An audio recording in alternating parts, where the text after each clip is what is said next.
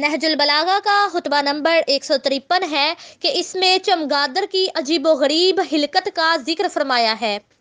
تمام حمد اللہ کے لیے ہے کہ جس کی معرفت کی حقیقت ظاہر کرنے سے اوصاف عاجز ہیں اور اس کی عظمت و بلندی نے عقلوں کو روک دیا ہے، جس سے وہ اس کی سرحد فرمانروائی تک پہنچنے کا کوئی راستہ نہیں پاتی۔ وہ اللہ اقتدار کا مالک ہے اور سراپے حق اور حق کا ظاہر کرنے والا ہے۔ وہ ان چیزوں سے بھی زیادہ اپنے مقام پر ثابت و آشکار ہے کہ جنہیں آنکھیں دیکھتی ہیں، عقلیں اس کی حد بندی کر کے اس تک نہیں پہنچ سکتی کہ وہ دوسروں سے مشابہہ ہو جائے، اور نہ ہم اس کا اندازہ لگا سکتے ہیں کہ وہ کسی چیز کے مانند ہو جائے۔ اس نے بغیر نمونہ و مثال کے، بغیر کسی مشیرے کار کے مشورے کے اور بغیر کسی معاون کے مددگار کے مخلوقات کو پیدا کیا۔ اس کے حکم سے مخلوق اپنے کمال کو پہنچ گئی اور اس کی اطاعت کے لیے جھک گئی اور بلا توقف لبیک کہی اور بغیر کسی نزاع و مزاحمت کے اس کی مطیع ہو گئی۔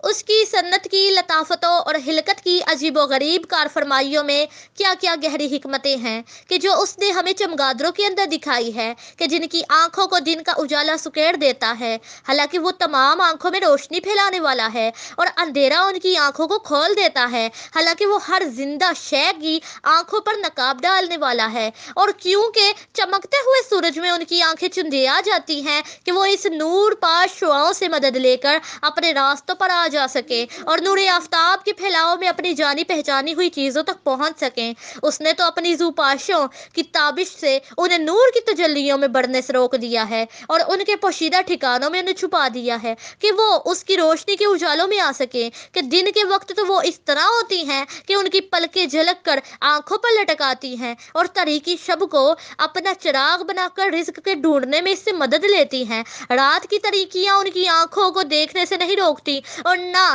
اس کی گھٹا گوپ اندھیریاں راہ پیمائیوں سے باز رہتی ہیں، مگر جب آفتاب اپنے چہرے سے نقاب ہٹاتا ہے اور دن کے اجالے ابھر آتے ہیں اور سورج کی کرنیں سوسمار کے سوراخ کے اندر تک پہنچ جاتی ہیں، تو وہ اپنی پلکوں کو آنکھوں پر جھکا لیتی ہیں اور رات کی تیرگیوں میں جو معاش حاصل کی ہے اسی پر اپنا وقت پورا کر لیتی ہیں۔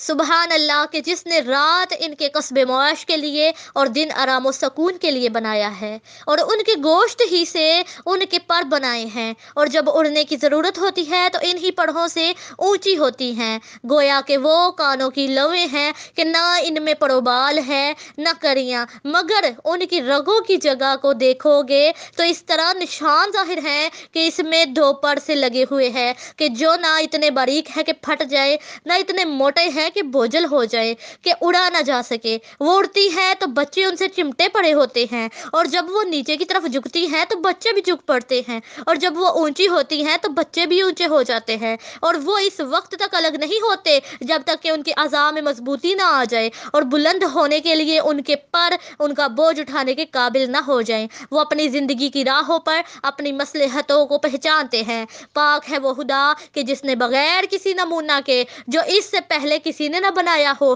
ان تمام چیزوں کو پیدا کرنے والا ہے۔